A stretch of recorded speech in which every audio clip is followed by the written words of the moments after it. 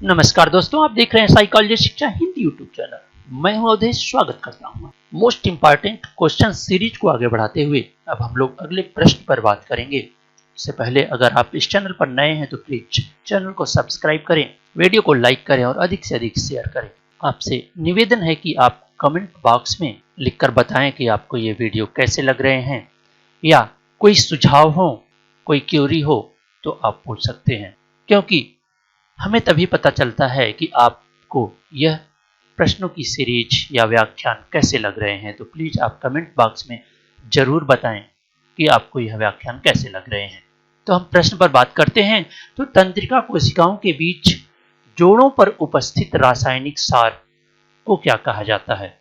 यानी कि जोड़ों पर उपस्थित की बात की जा रही है। तंत्रिका तंत्र यानी न्यूरॉन्स के जो जोड़े होते हैं उसे आप क्या कहते हैं? साइनेप्स कहते हैं।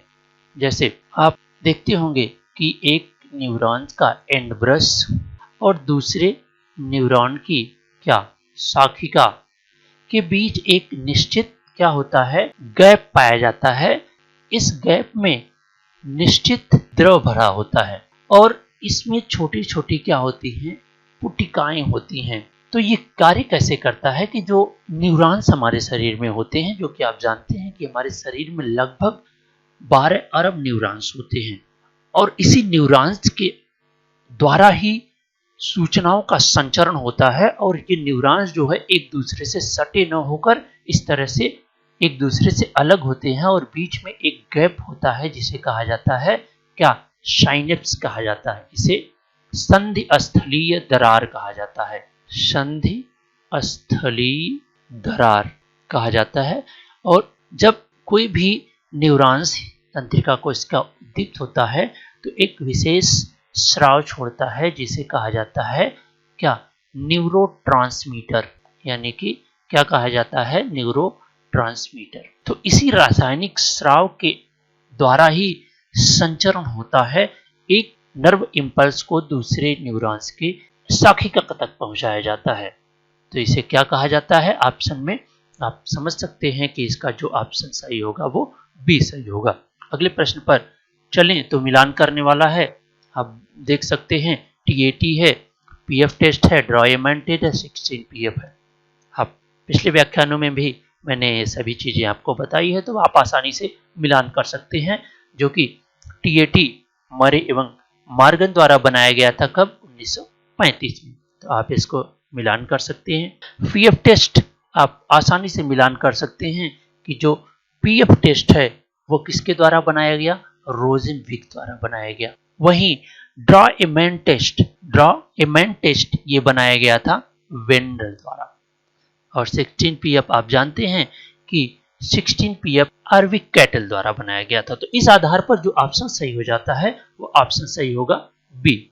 हम अगले प्रश्न पर बात करें तो शब्दों की सूची को विपरीत क्रम में पुनः सीखने पर ध्यान दीजिएगा कि सूची को जब किसी सूची को हम सिखाते हैं और स्मृति की जांच करते हैं तो वहां पर विपरीत क्रम में पुनः सिखाने पर, यानी कि एक बार सूची को लर्न करा दिया गया है, सिखा दिया गया है, अब उसी सूची को पुनः विपरीत क्रम में अगर सिखाते हैं तो क्या होता है? क्या होता है?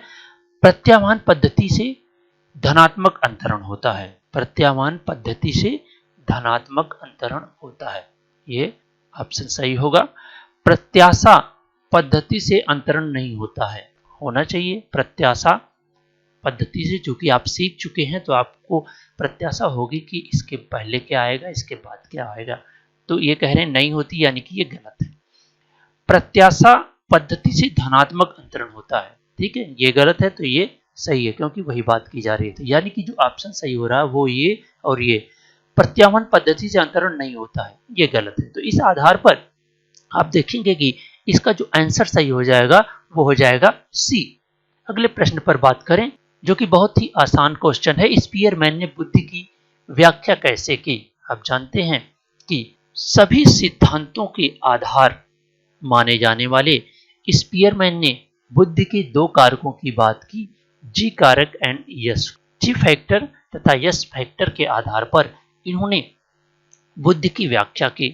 तो अब यहां पर ऑप्शन दिया जा रहा है, एक जी कारक और 2 यस कारक। ठीक है, 2 जी कारक तो हो नहीं सकते क्योंकि एक यस कारक, एक जी कारक की बात करते हैं और एक से अधिक यस कारक की बात करते हैं। तो एक जी कारक और कुछ यस कारक, तो अवश्य ही यह ऑप्शन जो सही होगा वो ऑप्शन होगा सी। अगले प्रश्न पर चलते हैं। तो सूची फर्स्ट को सूची सेकंड से मिलान करना है। विशेषता विश्लेषण, उच्चावचन संसाधन अनुकूलन और टेम्पलेट सुमेलन। ठीक है, तो इस तरह से कुछ कॉन्सेप्ट दिए गए हैं, उससे संबंधित दूसरी सूची में कॉन्सेप्ट दिए गए हैं। अब दोनों को मिलान करना है। तो विशेषता संप्रत्यय विश्लेषण, तो इसे जब आप देखेंगे तो इस ऑप्शन में मिलान करेंगे तो अंश केंद्रण यानी कि विशेषता विश्लेषण, यानी कि विशेषता में किसी भी संप्रत्यय के विभिन्न विशेषताओं के आधार पर हम उसे जानते हैं, यानी कि अंश केंद्रण होगा। वहीं जब हम उच्चावच संसाधन की बात करते हैं तो उच्चावच संसाधन का ऑप्शन जो सही होगा वह होगा, आपने देखा होगा, top down and bottom up processing. तो यहाँ पर टॉप डाउन प्रोसेसिंग की बात की जा रही है। तो अवश्य ही जो टॉप डाउन प्रोसेसिंग होती है प्रत्याशा और अनुभव पर आधारित होती है, यानी कि टॉप डाउन प्रोसेसिंग कहाँ हो जाएगी, प्रत्याशा और अनुभव। वहीं अब एडॉप्टेशन की जब बात करते हैं तो एडॉप्टेशन में संवेदनशीलता की कमी यानी अनुकूलन संवेदनशीलता की कमी और टेम्पलेट सुमेल को बात करेंगे तो वह मानक प्रतिमान से मिल जाएगा। और इस आधार पर जो ऑप्शन सही होगा वो ऑप्शन सही होगा सी।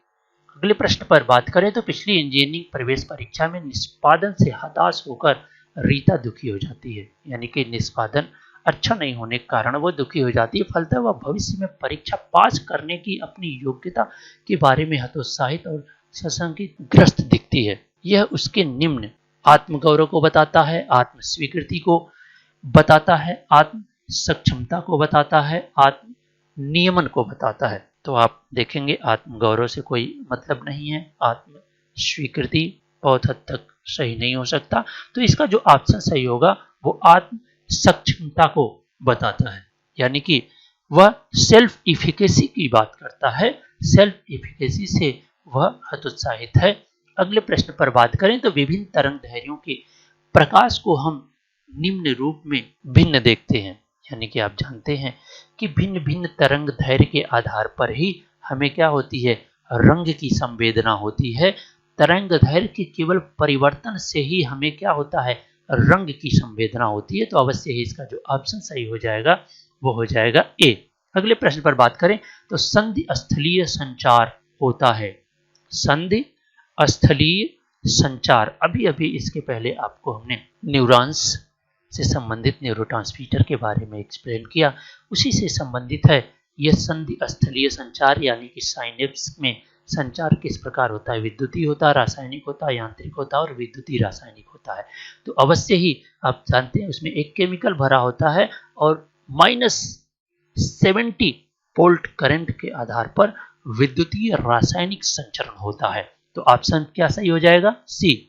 अगले प्रश्न पर बात करें जो कि मिलान करना है, विधि और प्रविधि दिया हुआ है, प्रयोग, क्षेत्र अध्ययन, सर्वेक्षण विधि और सहसंबंधात्मक अध्ययन। तो आप सूची फर्स्ट को सूची सेकंड से मिलान करना है तो आप बहुत ही आसानी से इसे कर सकते हैं, क्योंकि प्रयोग ऐसा विधि या अनुसंधान प्रविधि है जहां पर आप क्या करते हैं, 2 या 2 से अधिक कारकों पर प्राप्तांकों का मापन करते हैं, यानी कि एक नियंत्रित परिस्थिति में जब आप परिवर्तनों का नियंत्रण तथा प्रस्थलन करते हैं, ठीक, कंट्रोल सिचुएशन में जब आप चरों में नियंत्रण और उसमें जोड़ तोड़ करते हैं तो वो प्रायोगिक विधि में होती है। वहीं क्षेत्र अध्ययन एक स्वाभाविक और नेचुरल पद्धति यानी कि नैसर्गिक परीक्षण में होता है। और सर्वेक्षण में आप क्या करते हैं, क्वेश्चनियर या प्रश्नावली आप भरवाते हैं। तो सर्वेक्षण का जो ऑप्शन सही हो जाएगा वो प्रश्नावली।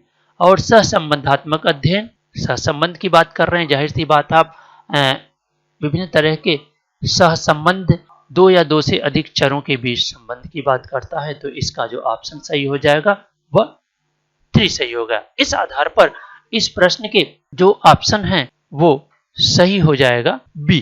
ठीक है, इस सीरीज के अंतिम प्रश्न पर बात करें तो वो भी सूची फर्स्ट से सूची सेकंड को मिलान करना है। मस्तिष्क की क्षेत्र दिया गया है और उसके प्रकार दिए गए हैं।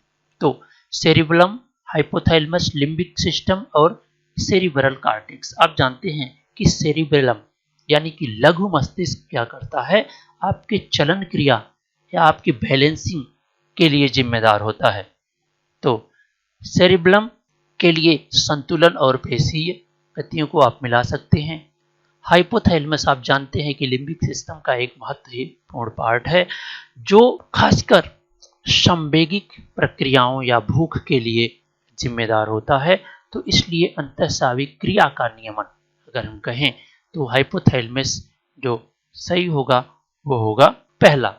लिम्बिक सिस्टम जो कि एक महत्वपूर्ण संरचना जो कि आप जानते हैं कि केवल स्तनधारी प्राणियों में पाई जाती है, वह प्राथमिक आवश्यकताओं की संतुष्ट और संवेगों का संचालन अगर कहा जाए तो ये, और सेरिब्रल कॉर्टेक्स उच्च मानसिक प्रक्रिया है, हायर मेंटल प्रोसेस जो काम करता है वो सेरिब्रल का काम होता है, कॉर्टेक्स का काम होता है।